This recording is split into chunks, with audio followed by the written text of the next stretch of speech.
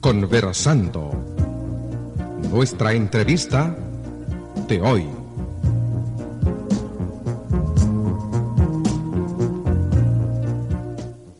Buenos días, gracias por continuarse informando con Radio Maya Visión en sus dos frecuencias, 106.9 FM, 1600 AM en la zona oriental de El Salvador.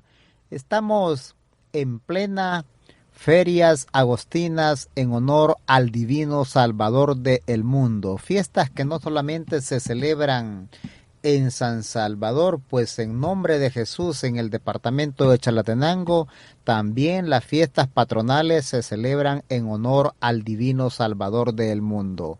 San Bartolomé Perulapilla también está de fiesta, Mexicanos está de fiestas, Jiquilisco va a entrar a fiestas también. Así es de que un saludo a todos los pueblos de nuestro querido El Salvador que están pendientes, porque el turismo, la recreación es un derecho humano, pero en medio de ese derecho humano no debemos de perder que también tenemos una situación que atender, de la situación política, económica, social de El Salvador, de América Central, de América Latina y de el mundo. Para hablar sobre estos temas tenemos como invitados este jueves al compañero Rogelio Canales, abogado de la República y coordinador general del Movimiento Ciudadano 5 Más, también a la compañera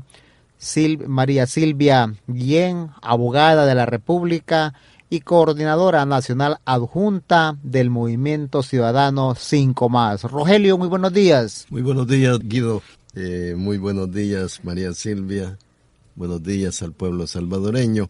Efectivamente estamos en nombre del Movimiento 5 Más, llevándole nuestra opinión, como siempre, todos los jueves, de cada 15 días, a la población salvadoreña. María Silvia, buenos días. Buenos días, Guido, buenos días, Rogelio, y a toda la población. Aquí un saludo desde las vacaciones de agosto, deseándoles que tengan unas lindas vacaciones. Por supuesto que sí, fíjese que también estamos otros temas que nunca podemos pasar desapercibidos son nuestras efemérides. Hoy debemos conmemorar 37 años, un día como hoy, 4 de agosto de 1979, fue asesinado entre el altar mayor y la sacristía de la iglesia de San Esteban Catarina, el padre Alirio Napoleón Macías. El primer religioso que se acercó a la iglesia a solidarizarse y a presenciar cómo había quedado el cadáver fue Monseñor Óscar Arnulfo Romero. Así es de que es importante también nunca olvidar a esta iglesia de los mártires en El Salvador. Es muy importante que recordemos todos esos acontecimientos que se dieron en esa época, y que creo que es importante recordar la iglesia popular que teníamos en esa época. Esa iglesia católica, pero también iglesia evangélica, que fue capaz en ese momento de comprometerse con las luchas populares. Sin duda que recordar a este sacerdote, a todo lo que contribuyó para que la población realmente tomara conciencia de su realidad y de las luchas que impulsó con las comunidades con las que él trabajaba, tienen que hacer que en este momento lo recordemos con mucho amor, con mucho compromiso, con un compromiso que nos tiene que llevar a continuar con el ejemplo que él dejó a este pueblo. Rogelio. Bueno, los muertos que viven en nuestra mente, en nuestro corazón, no pueden llamarse muertos porque están vivos con nosotros, con el corazón del pueblo, en la conciencia nacional. El padre Macías, uno de ellos, y así como él, muchos mártires de la Iglesia Católica de la iglesia protestante y otros miles y miles de víctimas que fueron, valga la redundancia, víctimas de toda esta vorágine de sangre, de odio a la fe y de odio a la ideología y odio a la lucha que tenía nuestro pueblo en los años 70 finales y principios de los 80. Es una tristeza muy grande que tanta sangre haya corrido en nuestro pueblo, en nuestro querido país, producto de las mentes endemoniadas de aquellos sicarios que por mandato de los intelectuales que siempre hemos sabido quiénes son, han desarrollado toda esta masacre en nuestro pueblo. Hay otras dos efemérides importantes también. El próximo 13 de agosto se van a estar celebrando también los 90 años del natalicio del líder cubano Fidel Castro. También 2 días más tarde, 15 de agosto, vamos nosotros en El Salvador a estar celebrando los 99 años del natalicio de Monseñor Óscar Arnulfo Romero. Hay que estar preparado para todo esto. Mire, sin duda que hay realidades importantes en nuestras vidas que tenemos que recordar y tenemos que festejar. El natalicio del comandante, sin duda que es un acontecimiento importante que tenemos que celebrar, y por supuesto de nuestro beato Monseñor Romero.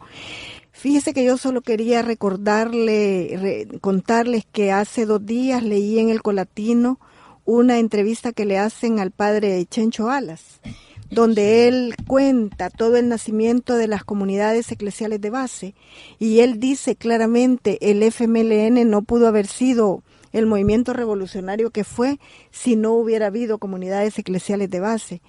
Y yo me pregunto, ¿cómo volver a las comunidades eclesiales de base que tan importante papel jugaron en hacer conciencia en la población de su realidad?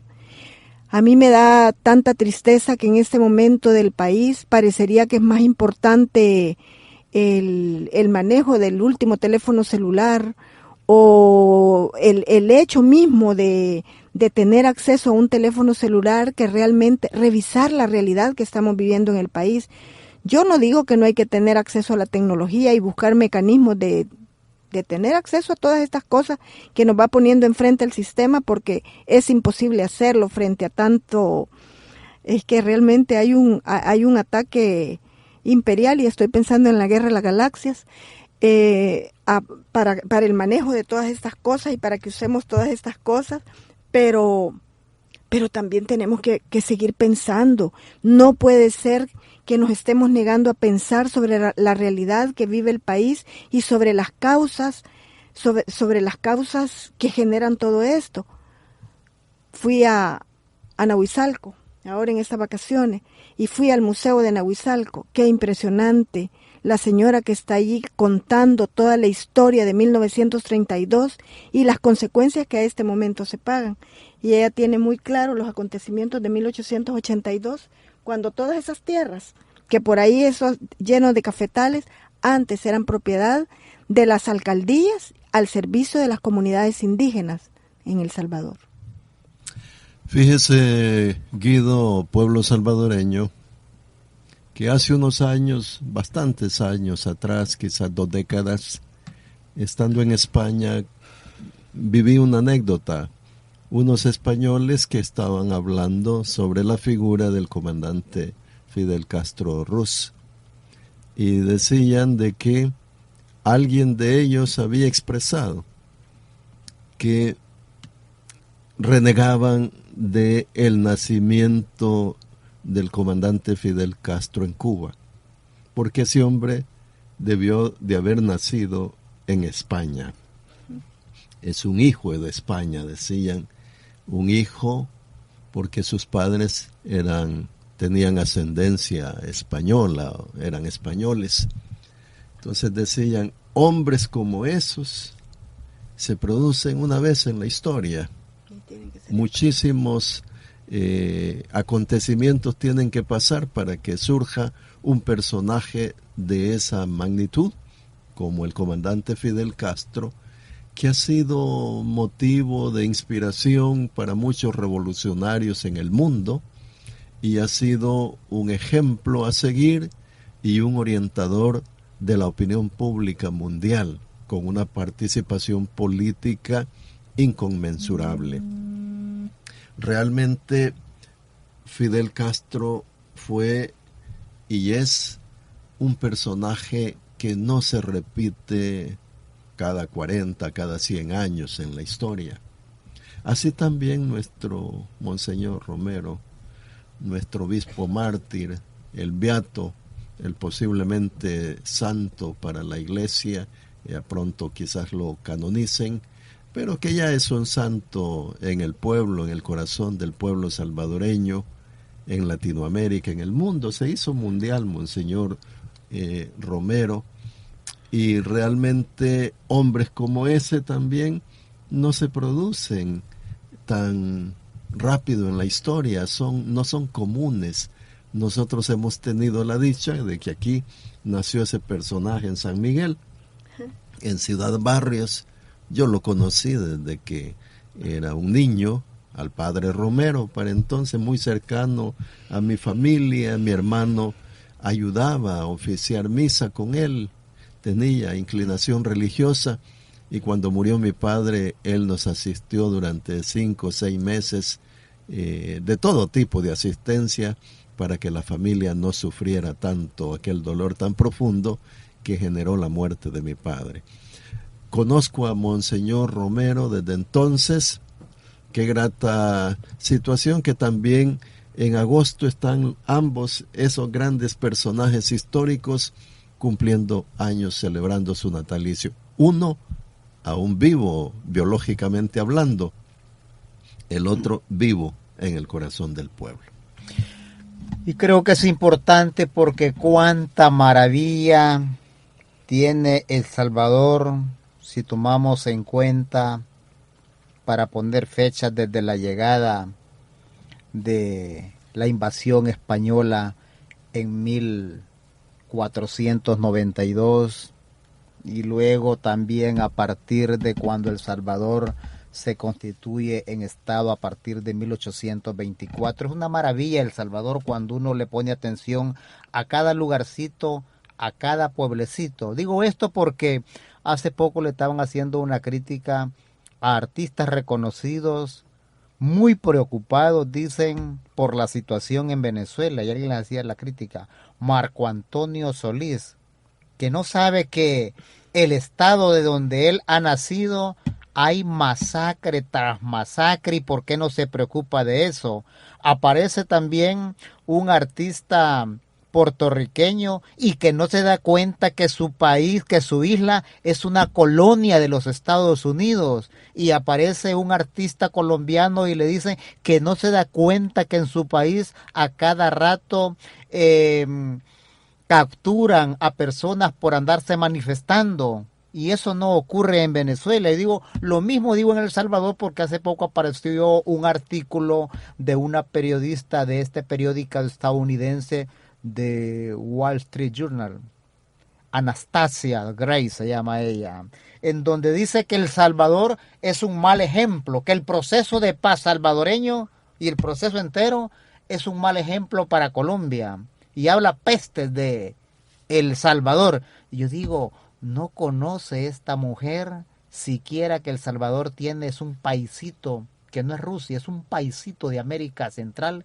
que tiene apenas 20,000 kilómetros cuadrados, pero con dignidad, con valentía, luchador, guerrero. ¿Cómo es que un extranjero de repente que, bueno, y ella usa datos que dice que le ha dado Manuel Enrique Hines, un salvadoreño neoliberal?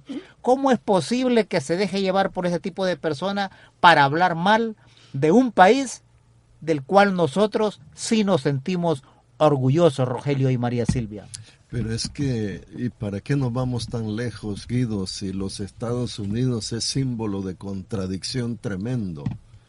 Un país que es el más endeudado del mundo, un país que desarrolla acciones en contra de la vida, en contra de los derechos humanos del mundo. Es un país guerrerista que ha desarrollado invasiones e intervenciones en diferentes países. Es un país que no ha ratificado, que no ha suscrito, que no se ha adherido a diferentes tratados internacionales de respeto a los derechos humanos. Es un país en donde campea la pobreza y en donde Venezuela ha tenido que ir a apoyar a sectores empobrecidos de la comunidad norteamericana, estadounidense. Es un país en donde hay un consumo de drogas galopante, que si ellos no consumieran drogas, no hubiese producción de drogas en Sudamérica. Es un país que ha sido inequitativo totalmente, en donde la esclavitud se dio en grandes proporciones y que generó hasta una guerra civil de gran magnitud para la abolición de la esclavitud.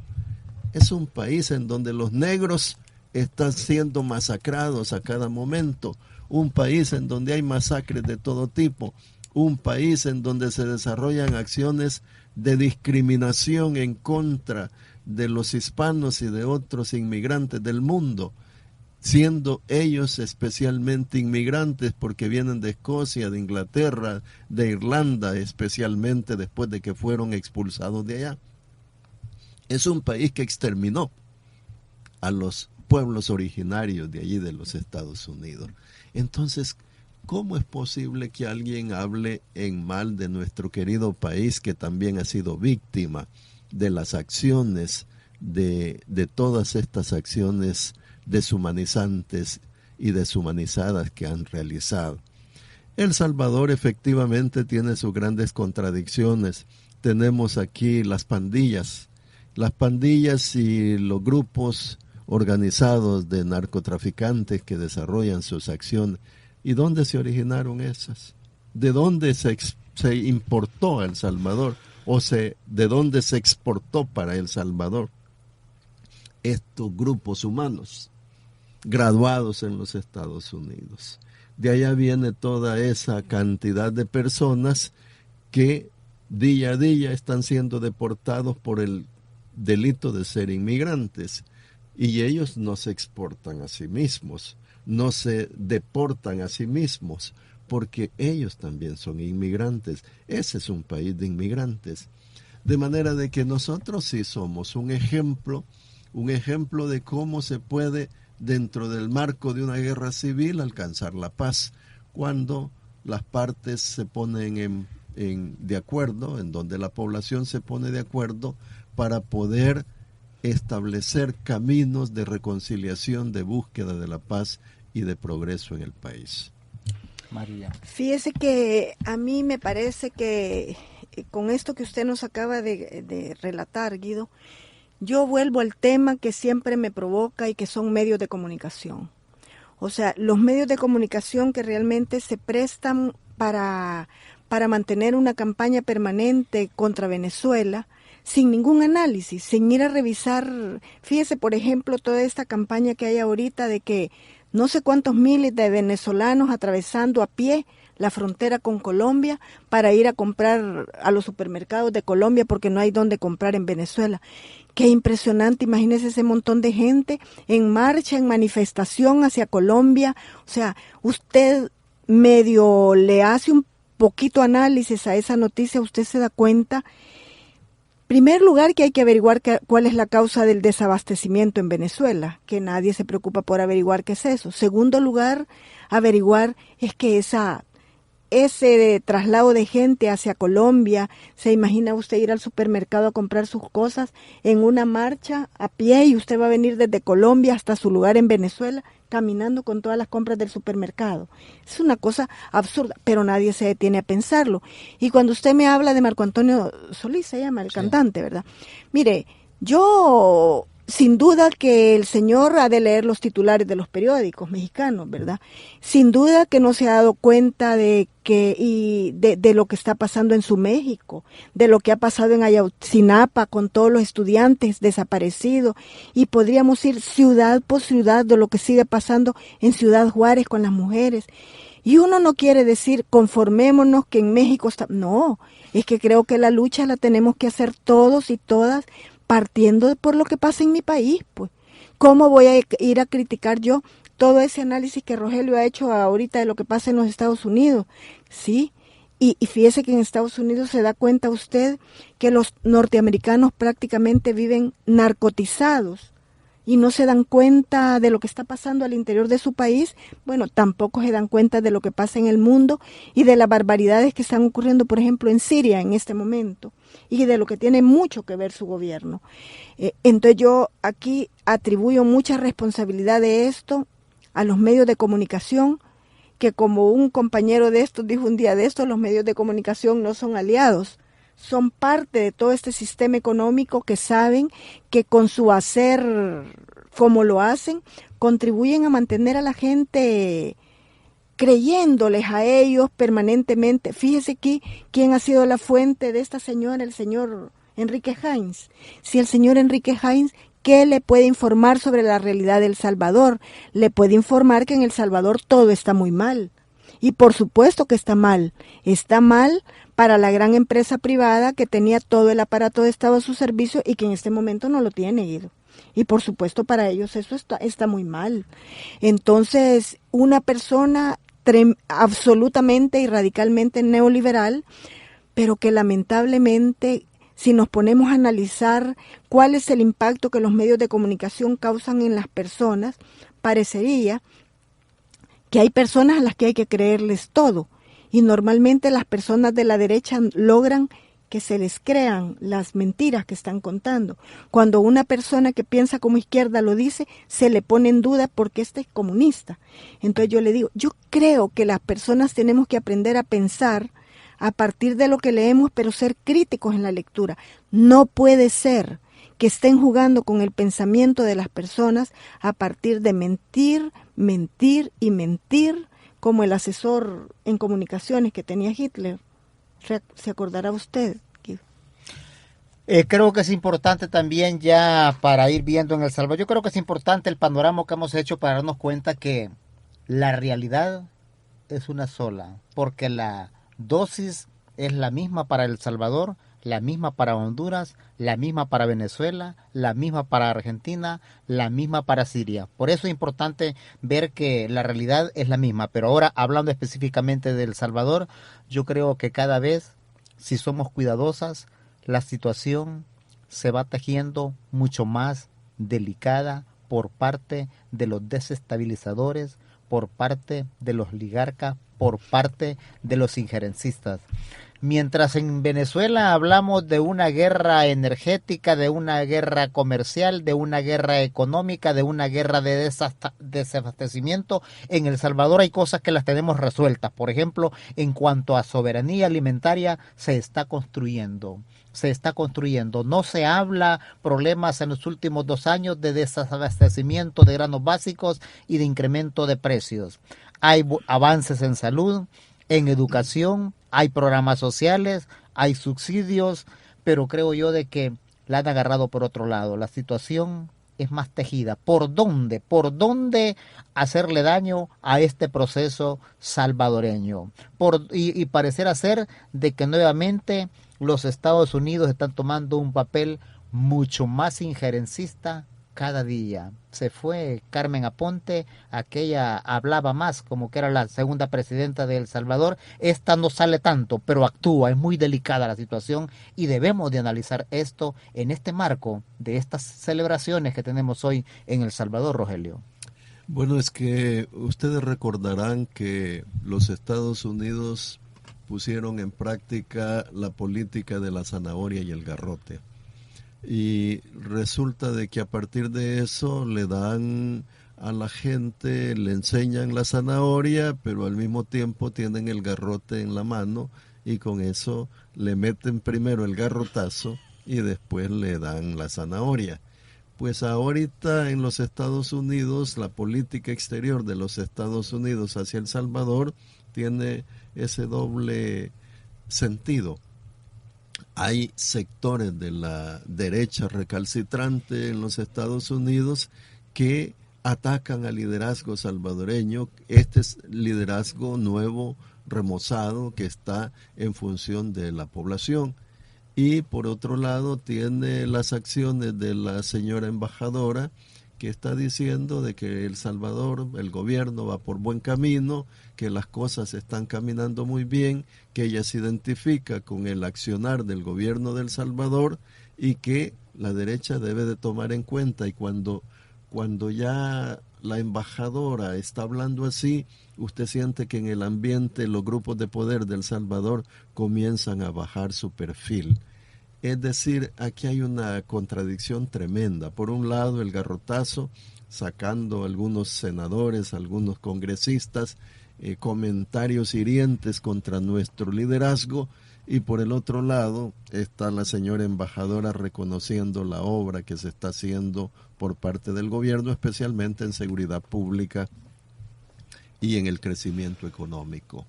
Entonces, es símbolo de contradicción la política de ellos. Pero yo quisiera referirme en este apartado, Guido, a la cuestión de la ciencia política y de la economía política, donde los modelos, los modos de producción en la historia de la humanidad, los modelos que se implementan dentro de esos modos de producción, dentro de esos sistemas, los gobiernos mismos deben de estar al servicio de las amplias mayorías de un país para satisfacer en un altísimo porcentaje las necesidades de la población. Eso no ocurrió con el modelo neoliberal, que es parte intrínseca del sistema capitalista.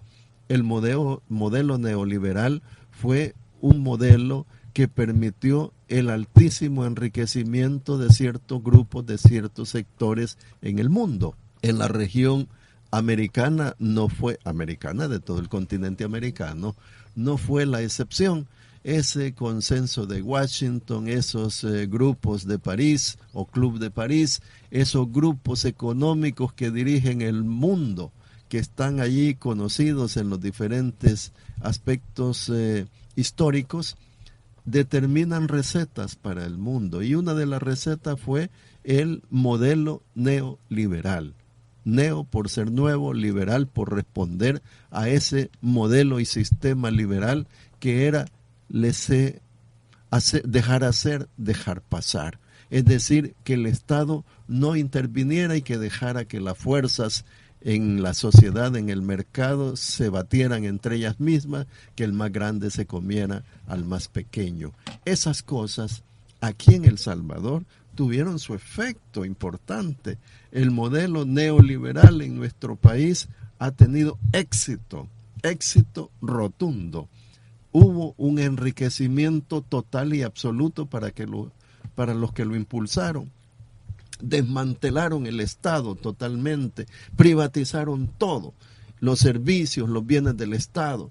Las personas que entraron pobres al gobierno salieron riquísimos. Hubo problemas tremendos con la corrupción, que allí tenemos los grandes ejemplos de funcionario a funcionario. Todos se enriquecieron en forma total y absoluta, y no es una expresión vana, es una expresión que tiene datos concretos, estadísticos. Si nos ponemos a mencionar todos los casos que han ocurrido en nuestro país, es alarmante. Lo que podemos referirnos ahorita, así en forma muy fresquita, es el aspecto de la administración de los fondos de pensiones. Imagínese usted, 1.500 millones de dólares es lo que les ha producido a estas AFP, que están desprestigiadas totalmente en su cuna, en su nacimiento, en Chile. Allá hay grandes manifestaciones que se dan en contra de las AFP porque la población trabajadora se dio cuenta de que le robaban el dinero. Pues es lo mismo que aquí está ocurriendo, pero la gente tiene opio en su cabeza a partir de del desarrollo de las campañas de propaganda y publicidad que se hacen en los medios de comunicación, la gente se lo cree de que las AFP son la solución a su problema, que fue la mejor medida que se tomó, y no se dan cuenta que les han robado a los trabajadores 1.500 millones de dólares en lo que va de su existencia. Ese modelo y otras han dejado depauperado al país. Este gobierno que entró en el 2009 con la izquierda salvadoreña comenzó a hacer cierto tipo de cambios, a desmantelar un poquito ese modelo neoliberal, a buscar formas alternativas de inversión social, de búsqueda de programas sociales para favorecer a los eternamente excluidos. A partir de eso, este gobierno no funciona, esto no sirve porque lo que debería de servir es lo que lleve riqueza y opulencia mayor a estos grupos de poder. Entonces, nosotros tenemos una situación triste, lamentable, porque la población no se da cuenta, y va a ocurrir lo mismo que está ocurriendo en Argentina. Cuando nosotros comenzamos esta gestión hace 5 años, comenzamos a decir que esta situación nos iba a venir, y nos está viniendo y se está entronizando en el país, todos acorralando a los sectores de izquierda en el continente. ¿Por qué? Porque llevan alternativas diferentes, y vale un pepino, óigase bien, vale un pepino de que la FAO esté diciendo que Venezuela es triunfadora porque lleva alimentación a la población y el combate a la desnutrición ha sido efectivo. Y no importa si la UNESCO dice de que en Venezuela se han dado pasos cualitativos en razón de la cultura, el arte, la educación, la ciencia y la cultura allí en Venezuela. Eso no importa. No importa si se le han resuelto las necesidades básicas a la gente. Lo que importa es todo el aparato de propaganda que se da en el mundo con las grandes cadenas de desinformación. Y fíjese que creo que es importante ver qué es lo que está pasando en este momento en Brasil y qué es lo que está pasando en Argentina. Casi que es imposible desligar la realidad salvadoreña de lo que pasa en la región en general. Parecería que están ocurriendo cambios tan negativos para la población que las salvadoreñas y los salvadoreños nos tenemos que ver en ese espejo. Volver hacia esos sistemas significa volver a esa lucha frontal contra la población en beneficio de unas minorías que lo que buscan es el enriquecimiento de la oligarquía nacional y transnacional. Mire, en este momento en El Salvador, Guido, en ese planteamiento que usted hacía de cómo se nos plantea en este momento la realidad, me preocupan los condicionamientos que nos ha venido a dejar el Fondo Monetario Internacional. Nos preocupan porque eso puede traer como consecuencia que se golpee muy fuerte la realidad ya depauperada de la mayoría de la población. Y aquí creo que el gobierno tiene la tremenda oportunidad de demostrarle al pueblo que va a hacer todo el esfuerzo por luchar contra todos esos grandes gigantes, les digo así porque realmente tienen mucho poder para hacerle daño a los pueblos, a la mayoría de los pueblos. Y aquí va a tener el gobierno que enfrentarse al poder económico, posiblemente a la señora embajadora y a su gobierno, pero yo creo que aquí, si se va a echar a andar las medidas que propone el Fondo Monetario Internacional, que sean aquellas que no vayan a golpear más a la población salvadoreña. No puede más este pueblo. Y fíjese que en toda esta realidad se está llevando a demostrar qué mal se está haciendo todo como un mecanismo para debilitar al gobierno y que caiga en que hay que aceptar cualquier cosa, pues porque hay que congraciarse a saber con quién, y creo que el camino no tiene que ir por ahí. Fíjese que yo, recordando a mis amigos entrañables de siempre, ¿verdad?, me pregunto, ¿qué pasaría si en este momento uno de mis grandes amigos fuera presidente de la República? tendría facilidades de lograr hacer cambios estructurales en este país. ¿Quién puede hacer cambios estructurales en este país? Yo creo que todavía estamos muy lejos de eso, Guido. Estamos muy lejos de eso porque inmediatamente salta toda la oligarquía, salta la embajada americana, y aquí la historia que nos tocaría sería la de Mel Zelaya, la del presidente de Paraguay, Lugo.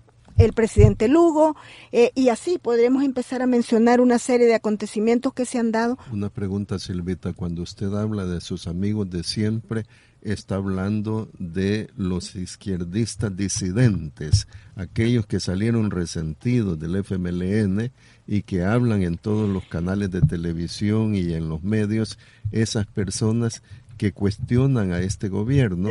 Lo que pasa es que yo creo que hay amigos que con los que caminé toda la vida en mi formación como persona de izquierda, que en este momento están en una posición en la cual son tremendamente críticos de lo que está haciendo el gobierno, pero de un criticismo que realmente se está prestando a que su misma crítica se tome en beneficio de lo que está haciendo la derecha. Entonces yo digo, ¿realmente ellos podrían hacer los cambios estructurales que están demandando? Definitivamente no.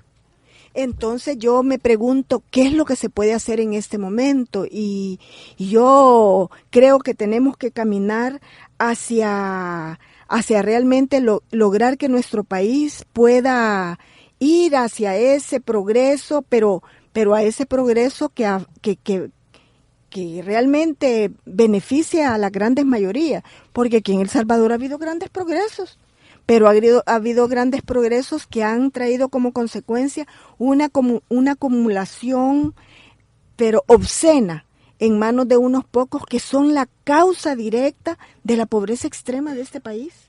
Entonces yo creo que son cosas que tenemos que volver a analizarlas y volver a esos tiempos en los cuales realmente todos nos sentábamos a estudiar sobre las causas estructurales de la realidad del país y no creer que las causas de lo que está pasando en el país son causas que nacieron hace, ¿cuántos años? 7 años. Parecería que ahora los análisis que están haciendo son que aquí no había violencia, la violencia es en los últimos años, aquí no ha habido pobreza, la pobreza ha surgido en los últimos años. Una invitación a que volvamos a hacer esos análisis a profundidad que hacíamos, pero también a la población, a que se vea en su realidad y que realmente revise las causas por las cuales hay esta dura realidad en el país y desde cuándo viene esa problemática que tenemos. O sea, miren, ir a visitar en la Ruta de las Flores un día de estos me ha traído a la memoria toda esa realidad de 1932 y por qué hubo ese levantamiento indígena en 1932, que son de las cosas que tenemos que seguir hablando y traer a la memoria y a la realidad de las nuevas generaciones. El último programa de Gobernando con la Gente se desarrolló en el municipio de Huizúcar, que parece que más es de San Salvador y no de La Libertad, está por aquí cerca, Huizúcar, y estuvo el presidente de la República.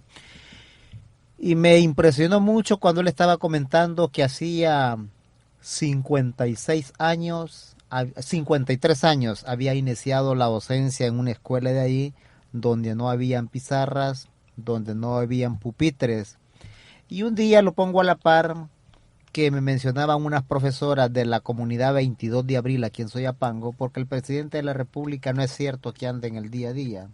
Y llegaba ahí a una escuelita de esa comunidad al ver el centro de cómputo de los niños del kinder y dicen que el presidente de la República estaba extremadamente emocionado de ver aquel centro de cómputos de esa humilde comunidad allí la 22 de abril. No vamos a hablar, no es el tema en este momento hablar de todos los beneficios sociales, pero solo las computadoras, que falta muchas que entregar, pero realmente se han dado muchas. Y yo encuentro en cualquier lugar cuando dicen que ha llegado personal que les está condicionando el local donde van a poner el centro de cómputos y que pronto les están enviando las computadoras. Qué maravilloso todo eso. Digo eso porque mucha gente y estos disidentes del FMLN a los cuales se refiere Rogelio, encantados de la vida, que mi archienemigo destruya la fuerza a la cual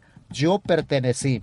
La periodista esta, Anastasia Gray, del Wall Street, dice que a ella le preocupa porque realmente son las acciones de la Sala de lo Constitucional la que pueden descabezar la dirigencia del FMLN. Y ojalá no se vaya a permitir que el FMLN, por estar en el gobierno, vaya a echar a perder las intenciones que tiene la Sala de lo Constitucional para descabezar al FMLN. Ese gobierno del FMLN, que es el que ha traído los pocos cambios que tenemos en nuestro país. Fíjese de que cuando llegó esa sala en la forma tan especial en la que llegó a constituirse, la gente tuvo expectativas, porque allí iban dos personajes que tuvieron algún nivel de identificación con los sectores populares. Y me refiero al doctor Sidney Blanco y al doctor Florentín Meléndez. Realmente la gente pensó de que llegando ellos las cosas iban a mejorar en el país y que iba a haber una justicia restaurativa. No como la están usando ahora, sino que se iba a restaurar todo el daño que al pueblo salvadoreño le habían hecho durante siglos aquí en el país. Y que mediante esa sala que tuviese un arraigo popular, se iba a buscar resoluciones que le dieran vida a la Constitución de la República con el sentido social que tiene la Constitución hecha por derechas. Resultó de que no ocurrió así. Con el tiempo fueron poniéndose al revés. Se transformaron, se enloquecieron con el poder y respondieron a grupos de interés. ¿Por qué? ¿Por qué digo esto?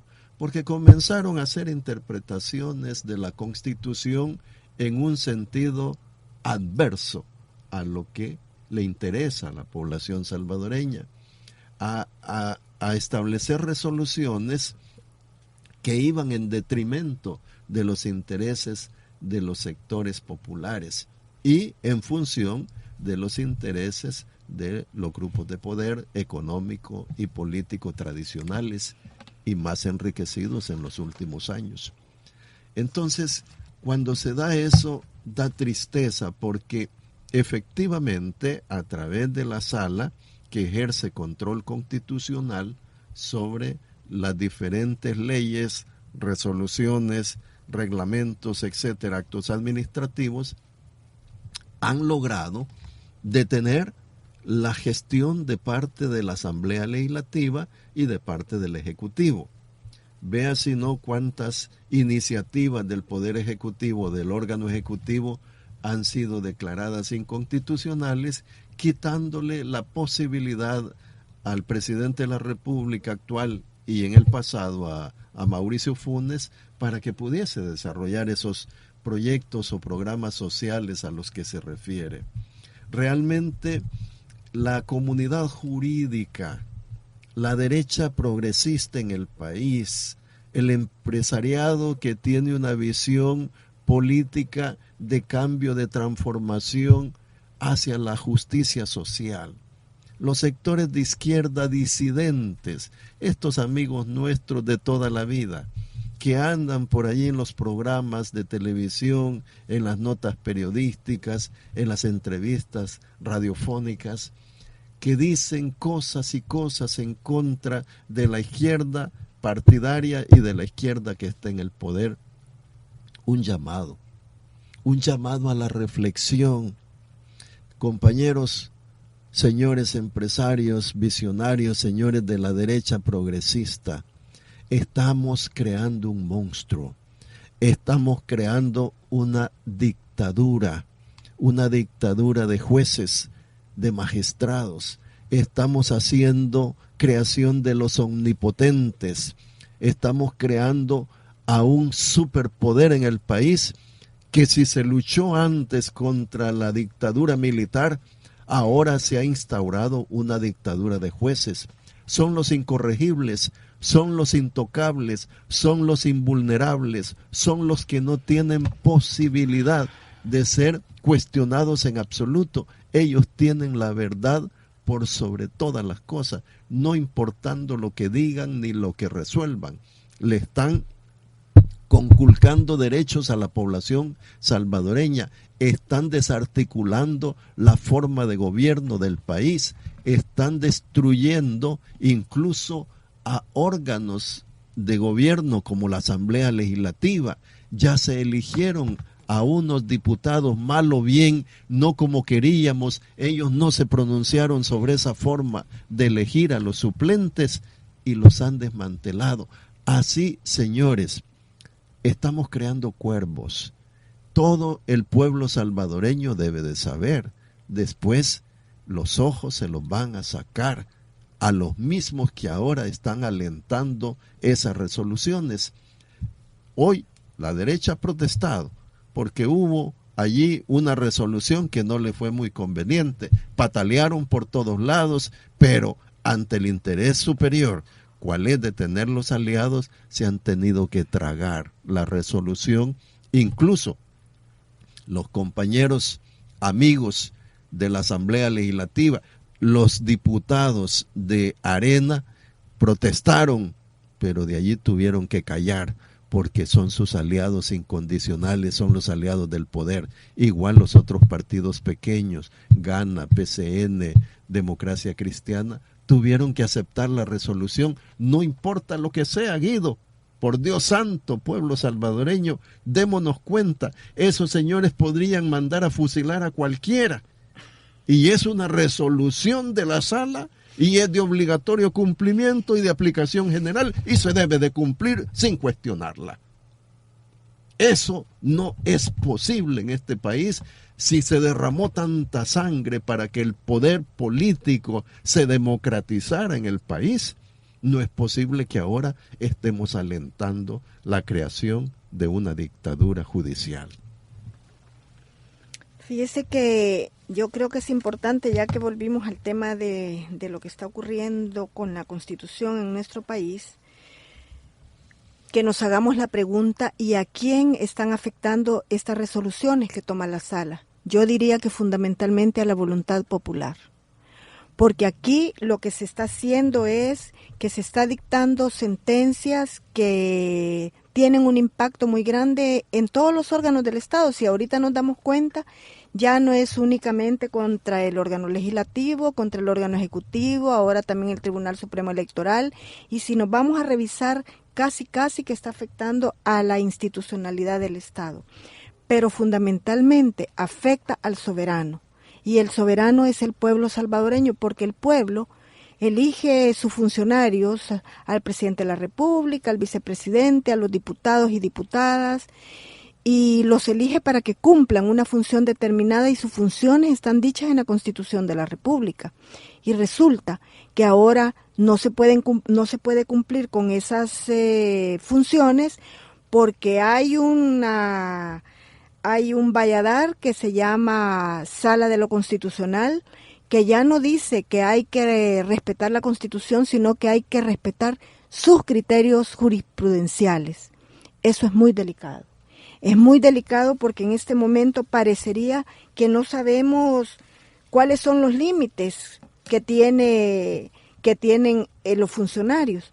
Y los funcionarios del Ejecutivo, del Legislativo, del Tribunal Supremo Electoral, y podríamos hacer una larga revisión, tienen un marco de acción muy reducido.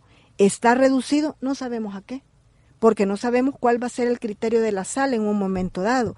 Entonces tenemos un núcleo de funcionarios con funciones absolutamente restringidas y 4 magistrados con alguno que otro suplente, porque ahí sí funcionan los suplentes, con unas funciones muy ensanchadas y muy ampliadas, y eso vulnera la voluntad popular.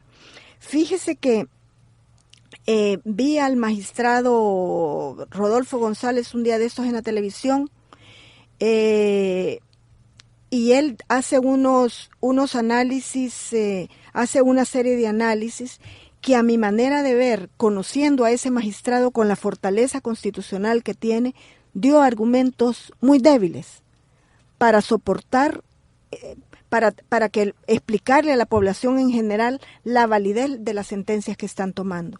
Y él insiste en que la interpretación constitucional tiene que ir más allá de lo que es el puro texto de la Constitución, y yo sigo siendo de las que creo que es así, Guido. La interpretación constitucional va más allá de eso, pero tiene sus límites. No puede ser que la interpretación constitucional esté sometida a lo que a mí o a mis amigos me conviene.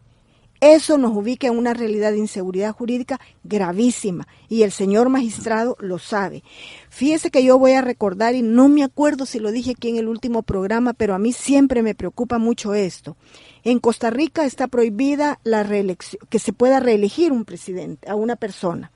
Resulta que todos recordamos que a Óscar Arias Sánchez llegó nuevamente por segunda vez a ser presidente de Costa Rica. ¿Y por qué? Porque la Sala Cuarta, que es el equivalente a la Sala de lo Constitucional aquí, interpretó que la prohibición del constitucional de que no se puede reelegir a una persona como presidente se podía interpretar de tal manera que sí se pudo reelegir a Óscar Arias. Yo creo que llegar hasta ahí es realmente una aberración constitucional peligrosa. Y en ese camino vamos, Guido. En ese camino vamos, y es mi invitación otra vez a mis colegas a que por favor leamos las sentencias. Miren, yo creo que como ejercicio jurídico es interesante, es bonito, pero además creo que es una responsabilidad moral, ética, pero también como profesionales, que realmente no estemos repitiendo como loros las sentencias de la sala. Para ir finalizando, creo que es importante porque hace un par de semanas se reunieron en la fundación de la familia económicamente más poderosa en El Salvador, los POMA, medios de comunicación y los 4 magistrados de la Sala de lo Constitucional. Yo pienso que el tema no debe de preocuparnos, porque siempre se han reunido a puertas cerradas donde quieran y pueden hacerlo. Lo que me preocupa es lo que dijo Rodolfo González cuando se le preguntó a qué obedecía aquella reunión, y él dice: lo que nosotros, ya lo comentábamos en el último programa, los que dirigimos el país. Eso lo dijo Florentín. Uh-huh. Los POMA, los medios de comunicación. Es desvergonzado todo eso ya. Sí, efectivamente, ellos están dirigiendo el país. Nos duele, pero así es. Como siempre lo han hecho. Y no me refiero solo a los dueños de los medios de comunicación, que son derecha pura. Son clase social. Ellos son el poder instituido. Ellos, los grupos de poder, porque ellos dirigen el país. Lo extraño es que también el magistrado diga que nosotros los que conducimos el país, porque ellos no conducen. No se lo cree él. Yo creo que no se lo cree. No se lo cree en la realidad ni su abuelita, ¿verdad? Pero realmente ellos no están para conducir el país. Ellos están para emitir o para dictar justicia constitucional.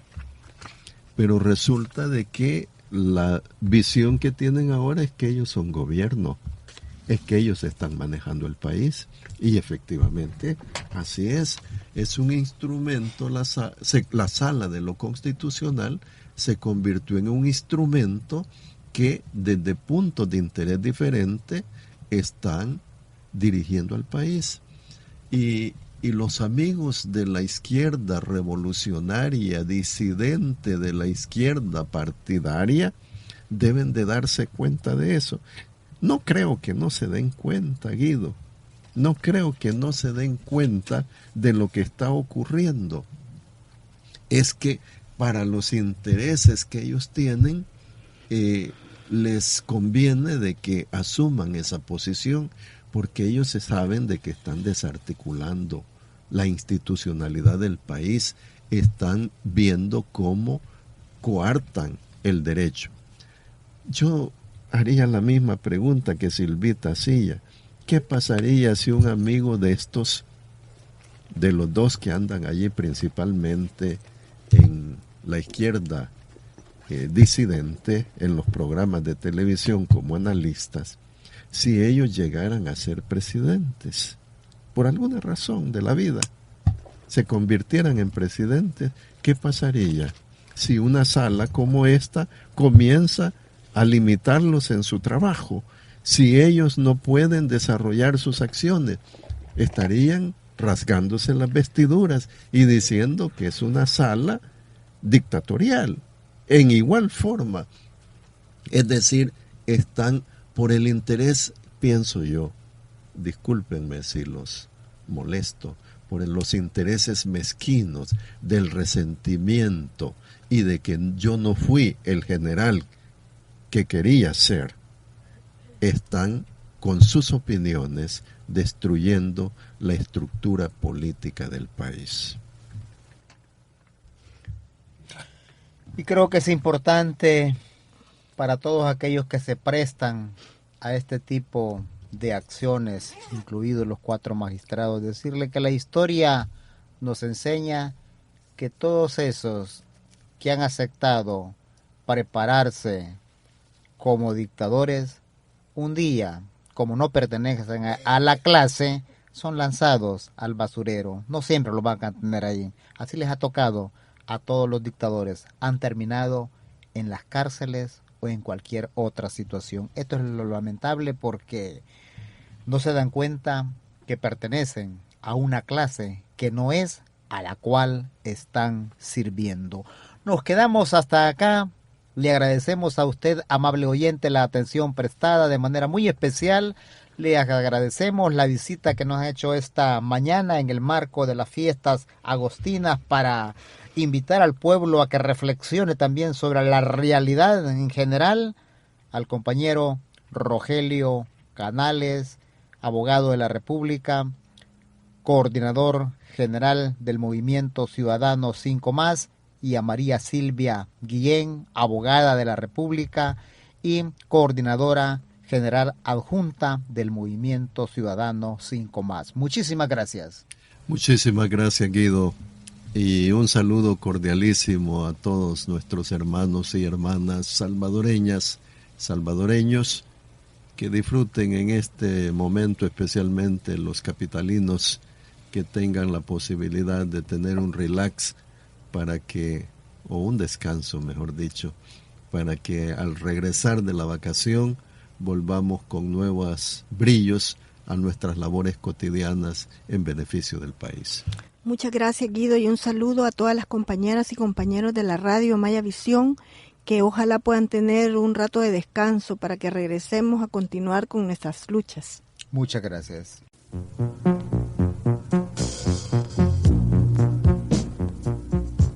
Conversando.